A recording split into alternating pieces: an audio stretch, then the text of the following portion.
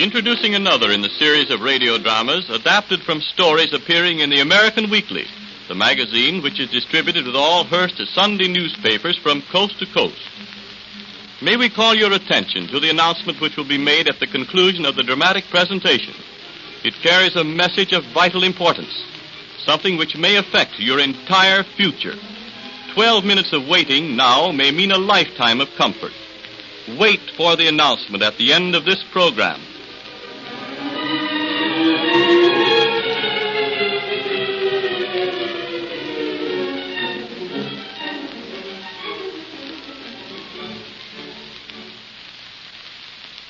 The American Theater of Radio presents The Almost Perfect Crime. It was staged in the studios of the General Broadcasting Company at New York. For weeks, the police, being dissatisfied with the verdict of the coroner's jury, who exonerated Edward Shea of the murder of Grace Foster, his beautiful co-ed sweetheart, have been collecting circumstantial evidence with which to bring him before the grand jury.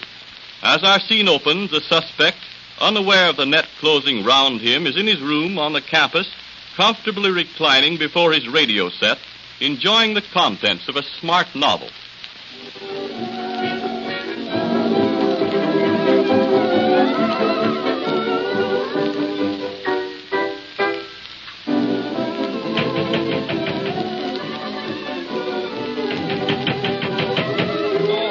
All right, take your time.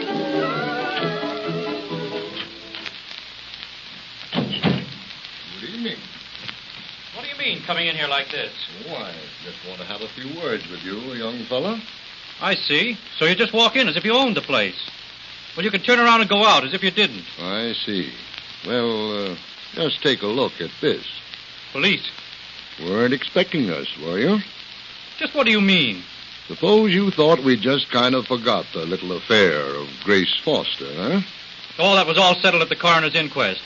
Nothing further to be done, but unfortunate and all that, but... But just a couple of little details overlooked, that's all. Oh, I guess you men have got your wires crossed someplace. Oh, no. No, not us. If there's any wire crossing done, you're the one that's been doing it. The crack you made a while back about everything being settled at the coroner's inquest is all haywire. What do you mean? Just this. There's one or two little details that some of us boys on the force ain't exactly satisfied with, and we've been doing a little checking up, that's all. Oh, yes? On what authority? Best there is. Suspicion and circumstantial evidence. I see. And add to that the fact that Ed Stevens here is half-cousin to Miss Foster, and maybe you can understand why the boys down at headquarters are taking a little interest in the case. And on the strength of that, you come breaking into my home, eh? Well, now, you can call it that if you want to. We tried to get a rise out of you by knocking on the door, but with that radio going full blast, there wasn't a chance of getting you to hear it, so we just came in. I see. Well, as I told you before, you can get to... Now, listen here, young fella. Don't be getting tough about it. Well, we got enough evidence on you to swing you. So the best thing for you to do is to take it easy and just answer a few questions that we're going to put to you. And suppose I refuse to answer? Well, now, I kind of got a sneaking hunch that you'll answer all right. Strong-arm stuff, eh? Well, now, I don't believe we'll have to get down to that, son. That is, so long as you come clean. So, be okay if we sit down? No, I suppose so. There's enough chairs. Thanks. Oh, sit down, boys. Right. Now, first off, we'd like to know a little bit about what took place the night you and Grace Foster drove out to Willow Springs, the night of the murder. Oh, that was all explained at the coroner's inquest. Now, we ain't asking about what was explained somewhere else. We're asking a new set of questions. Well, if you must know, I called for her at her home about 6:30. Mm-hmm. We drove out to the springs, parked the car just below the boathouse, and sat there talking. Oh, doing a little talking, huh? Well, now, what were you talking about, son? Beautiful evening, isn't it, Eddie? Yeah, swell. Eddie, do you think your parents are going to object to our marriage? Oh, I don't see why they should, dear. And if they do, what of it? I know. We could go ahead and fly to their objections. But it would make things so much happier all round if they approved. But they will approve. Why shouldn't they? You're just about the swellest thing there is. Aren't you? Do you think so, Eddie? Like to be told about it, don't you, honey? Of course I do, Phyllis. Sweet. We're going to be awfully happy, aren't we, Eddie? Sure we are. Well, I've got some great plans for what we're going to do as soon as school's out. Say, listen. We've done a lot of talking about what my folks are going to say about our getting married. But how about yours? They're going to be almost as happy as we are about it. You know, I think Mother has a sort of an idea about it, too. Well, that's going to make everything just grand all around. Let's get back to town and see my folks. Tonight? Sure, tonight. No time like the present. Might as well know just where we stand. All right, sweetheart, let's go.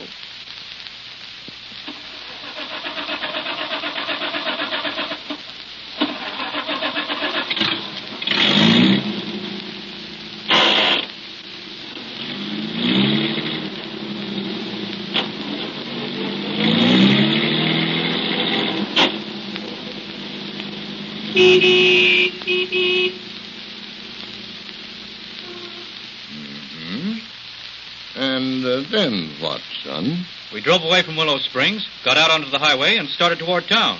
Well, was Grace Foster happy? Happy? Sure she was happy. Why shouldn't she be? Swell girl like that, just about to be married to somebody like me? And were you happy, son? Oh, say, that's about the nuttiest question you've asked. Of course I was happy. No reason why I shouldn't have been. Oh, I just wanted to know, that's all. Now, will you just run back over the events leading up to and including the shooting? I don't care to go over that again. I said, will you go back over the events leading up to and including the shooting? Well, we were driving along State Highway 33, coming towards town. I see. We were about 500 yards from the railroad underpass.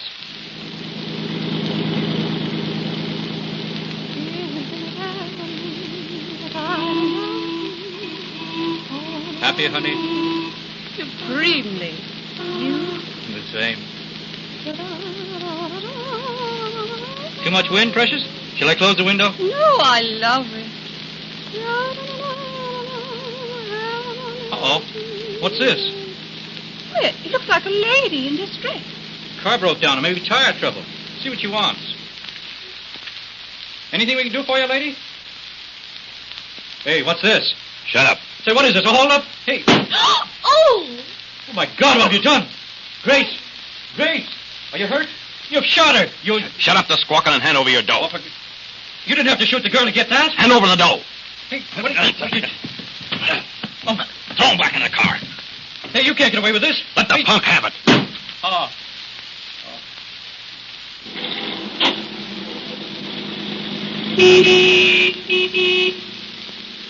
I see. And then what happened?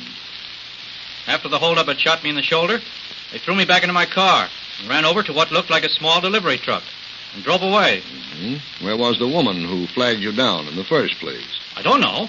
I guess she went back to the car. All right. Now, what happened after they drove away? Well, bleeding profusely from the wound in my shoulder, I managed to get my car going and started on to town. I put my arm around Grace. She'd sagged way down in the seat. I see. I tried to drive fast. I didn't know she was dead until we reached the hospital. That's all. You know the rest as well as I do. Yes. Yes, I guess we do. What do you mean? Just this. The truck driver, John Wiggins. Well, Well, what about him? never heard of him in my life before. You didn't, eh? Well, now, he's the fellow that you bribed to say that he'd been held up and robbed of his truck by a gang such as you described as having held you up and murdered Miss Grace. I know nothing about it. I refuse to be accused of that. Oh, well, all right, then. We'll let that lay for now. Did you ever stop to figure that the folks in the farmhouse that said they'd heard the shot just about the time you said couldn't have heard 'em all the way down at the bypass? Oh, that doesn't mean a thing. Sound carries a long way at night. Maybe so. Yes, but not that far. Then another thing is, from where the bullet went into the cushion of the car, the fellow that fired it, if he was outside the car, would have to have been left-handed and twisted his wrist into a kind of unnatural position. Oh, say, let's cut out all the amateur detecting. All that you've said doesn't mean a thing. No, maybe not, and maybe so. Perhaps, this does. What's that? It's the pearl-handled revolver we found in the weeds alongside the highway about a mile from the bypass. Well? This gun belongs to a student over to State University. Which one? Now, you ought to know, son. But anyhow, the bullet taken out of Miss Foster's heart fits the discharged shell in this revolver. Say, listen, you can't frame me with a lot of circumstantial evidence. No? No, I won't stand for it. That gun and all the rest of it doesn't mean a thing. Well, we'll see about that. Now, it was kind of generally understood that your relationship with Miss Foster had always been what the court calls conventional, weren't it? Well, I mean, there hadn't been anything... I refuse to allow you to talk like that. My relationship with her was that of any gentleman, with a lady he has chosen to marry. Now, take it easy, young fella. Take it easy. Well, I've stood all I care to of this. Now get out of here and leave me alone. Go on, get out. Well, when we go, you'll be going with us, so don't be in a hurry. You can't arrest me. You've no warrant, no evidence. Up to now, maybe it has been kind of circumstantial, but, see who that is, Jim. Say, what right have you to go to my door to receive my guests? Oh, never mind, young fella, never mind. I'm in charge here. Who is it, Jim? The guy with a note. Bring it over here. There it is. Take a look at this. What is it? A note from the coroner's office telling us that Miss Foster's body has been exhumed, dug up. And the autopsy shows that she had been an expectant mother. Oh, my God. No, it isn't. It couldn't be. I guess that's motive enough, ain't it? Take him away, Jim. Oh, it can't be true. I didn't do it, honestly. I tell you, I didn't. You're just like all the rest of them, young fella. What do you mean? You overlook little details. I had no details to overlook. Oh, yes, you did, son. Yes, you did. Just one. If you'd have showed up at Grace Foster's funeral instead of staying away, you'd have had almost the perfect crime. Will the grand jury convict Edward Shea? Is he guilty of the crime of which he is accused? The campus town in which he lives is divided as to their opinions. Edward Shea is well liked by some and distrusted by others. Read the interesting details of this case in next Sunday's issue of the American Magazine, the magazine which is distributed with all Hearst Sunday newspapers from coast to coast. Now, here we are in the home stretch of the American Weekly's great $1,000 a year for life competition. Not often do you get a chance to win a life income for jotting down a moment's thought. We hope you haven't neglected this wonderful opportunity. The fourth and last coupon of the competition will be printed in next Sunday's American Weekly, issue of October 8th, which is distributed every week with your Hearst Sunday newspaper. If you missed your chance by failure to get the first 3 coupons, we're sorry. But, just a moment. Perhaps you can still recoup. Get next Sunday's Hearst newspaper and read the final announcement. It will tell you how you can get the first 3 coupons, and even at this late day, you can enter the contest and have your chance at the Fortune for Life Awards.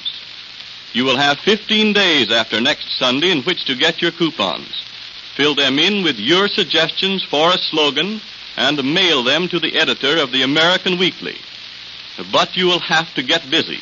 Make it snappy, or you won't get in under the wire before the expiration day and hour. This is the 4th and last call. And here's success to you. It has been a great competition and great fun for all.